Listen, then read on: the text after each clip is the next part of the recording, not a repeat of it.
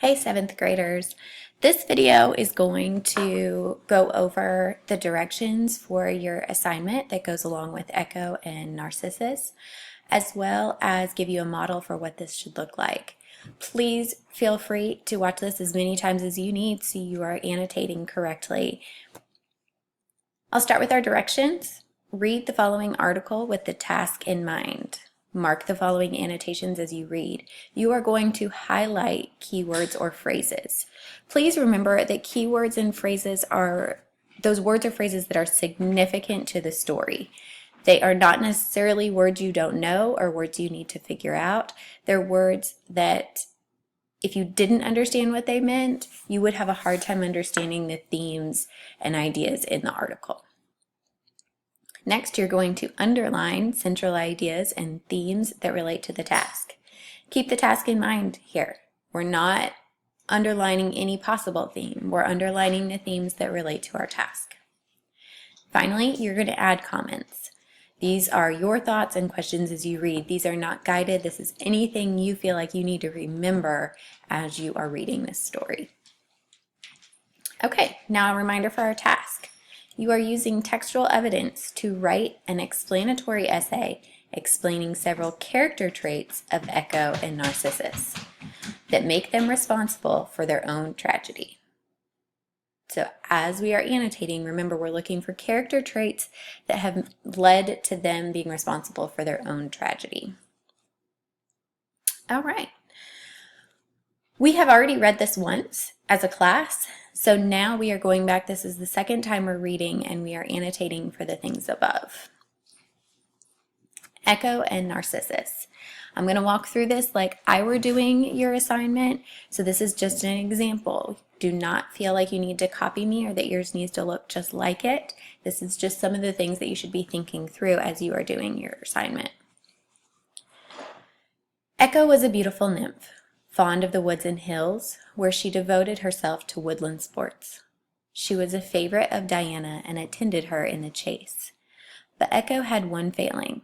She was fond of talking, and whether in chat or argument, would have the last word.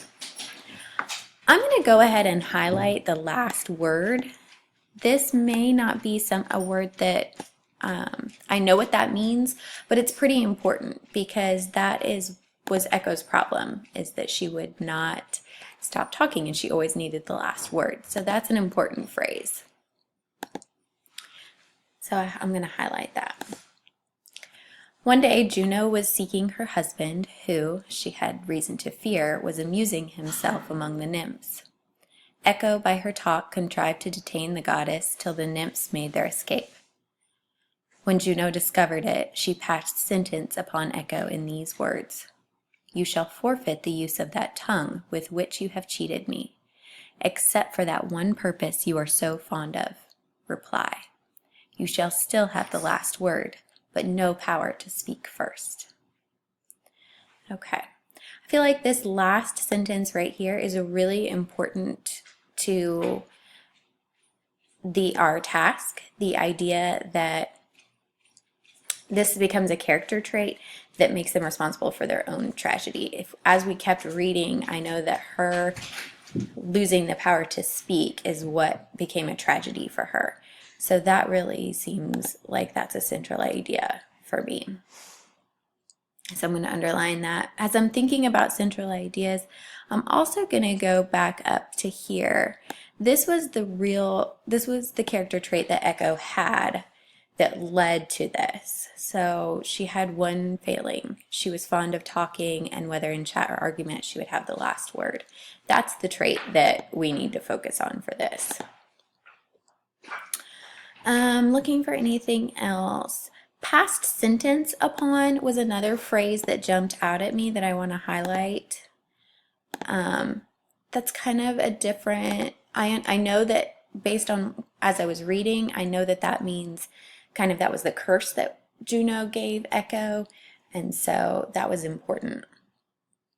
And we need to understand what past sentence upon means in here.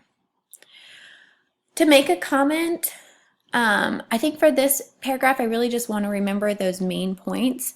So I'm just going to highlight, remember you just kind of have to click and highlight an area, and then your comment box will come up. So right around here is when I want to say that Echo distracts Juno, which led to her inability to speak first. Oops. To speak first. I just want to remember that that was kind of the main thing that led to her tragedy. Okay, so this should help you, give you an idea, some reminders of what you are looking to do throughout the rest of the article. So feel free as you do yours, remember yours doesn't have to look just like mine. This was just a reminder of what your expectations are. Good luck and happy reading.